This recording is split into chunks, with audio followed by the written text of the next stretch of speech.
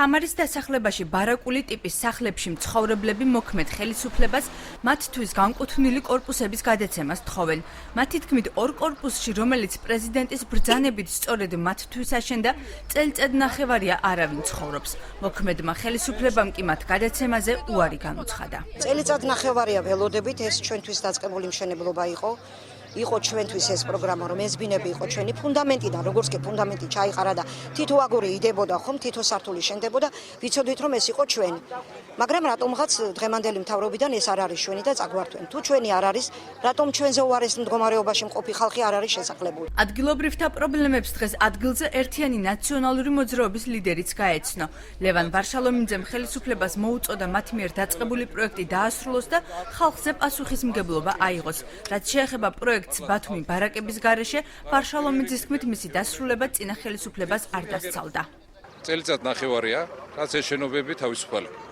ზუსტად 2010 წელს დავიწყეთ ჩვენ ეს პროექტი ბათუმი ბარაკების გარეშე და სახლების სოციალურ დაუცველ ოჯახებს. მთავრობას მოუწოდებ ყველა დონეზე შეიკრიბონ და ხალხის განსხვავება არ შეიძლება ვინსად ცხოვრობს და როგორ ცხოვრობს და რა პირობებში. იმიტომ რომ აჭარაში მაცხოვრებელი ხალხი აჭარის მთავრობის და ბათუმის მერის და ყველა მუნიციპალიტეტის საზრუნავია. ნაციონალური მოძრაობის განცხადებას დღეს აჭარის მთავრობის თავმჯდომარე გამოეხმაურა.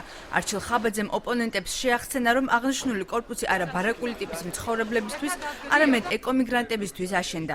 წინა ხელისუფლების დანაპირებს მან მიხეილ სააკაშვილის ტყუილი და ფარსი უწოდა და განაცხადა, რომ იქ შესასახლებელი 74 ოჯახი უკვე შერჩეულია და არჩევნების შემდეგ შესახლდება.